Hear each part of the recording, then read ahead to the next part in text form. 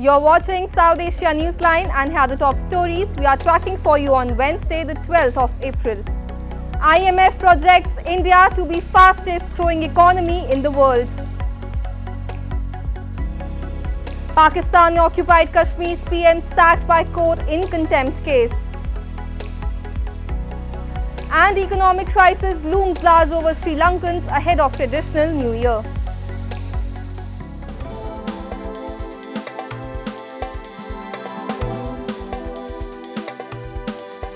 And now for all the details. Reposing faith in India, IMF, the International Monetary Fund, has termed it a very strong economy.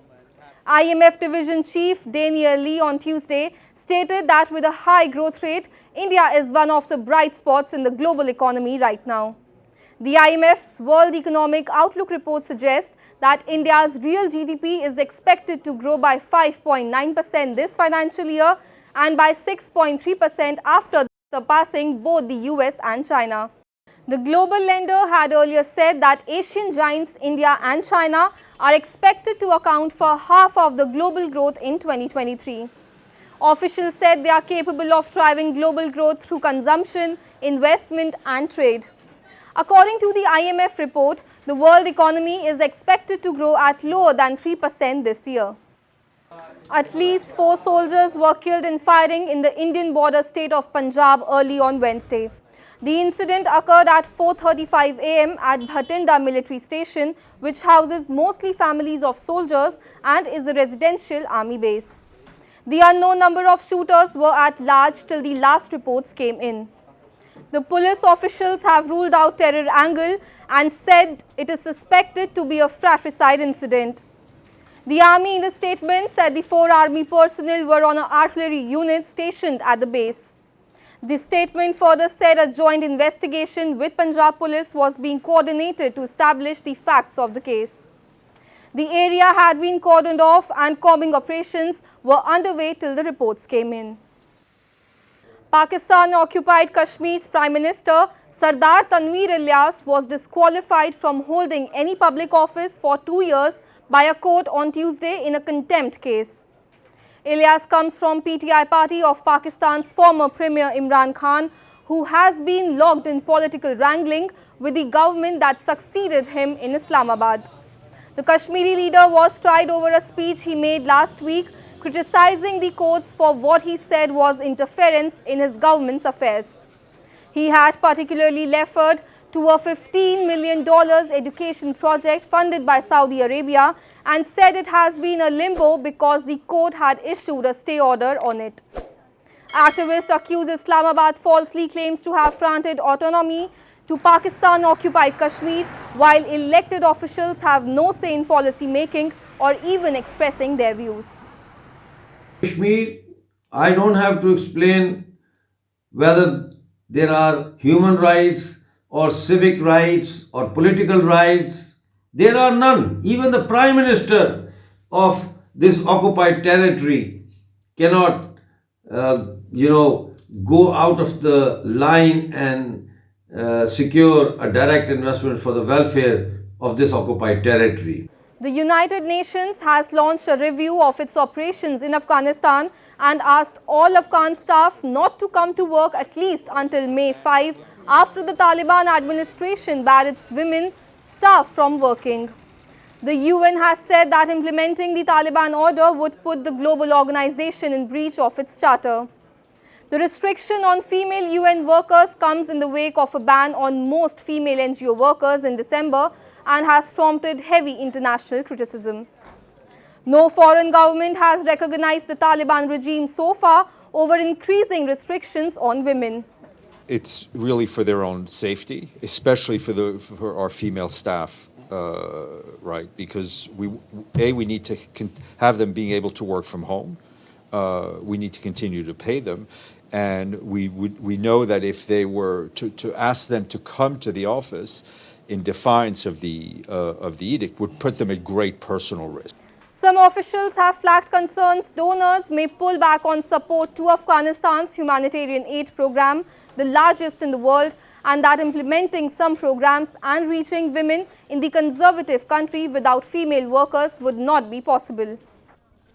As Sri Lanka remains mired in the throes of an economic crisis, people in the island nation are finding it hard to buy food and gifts at a time when the country's traditional New Year is approaching.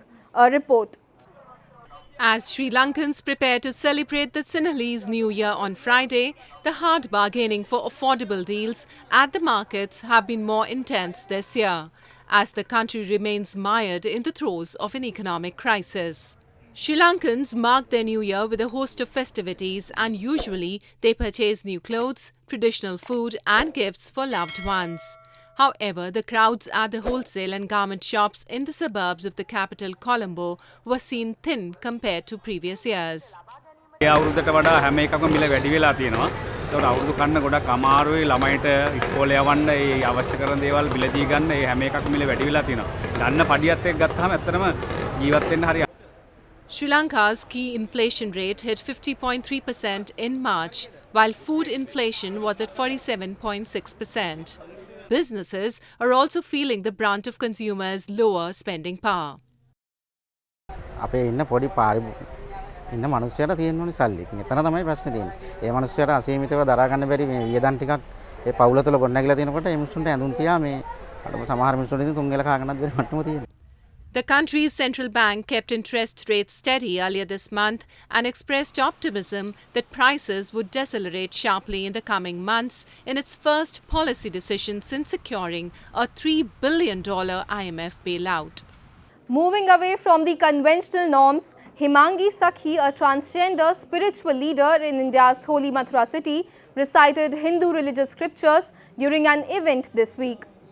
Several devotees gathered to listen to Bhagavad Katha, which is usually recited by Hindu male priests, and soak themselves in the colors of spirituality.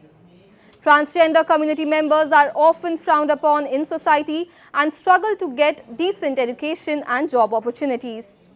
Adult transgender people are left with limited choices of occupation like begging or prostitution. Bhagavat सप्ताह करने का ये है कि लोगों में awareness पैदा हो, है ना, कि एक किन्नर जब भागवत सप्ताह कर सकती है, धर्म के रास्ते पे चल सकती है और भगवान की भक्ति कर सकती है, तो हम साधारण जीवात्मा क्यों नहीं भगवान की भक्ति करके अपने जीवन को बदल सकता है.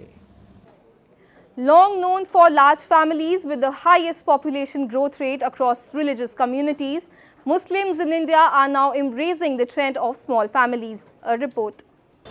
Long known for large families with the highest population growth rate across India's religious communities, Muslims in India are now adopting trend of small families. This has become visible in the last 15 years, with the National Family Health Survey showing a fall in the Muslim fertility rate to 2.4, the biggest decline compared to other communities over the last 2 decades. According to India's last census figures, from 2011, Muslims are the biggest minority group in the country, accounting for 13% of the population of 1.4 billion. Experts say the shrinking of Muslim families highlights the success of the country's decades-old population control programs. However, they say more needs to be done to target less educated and poorer Muslims.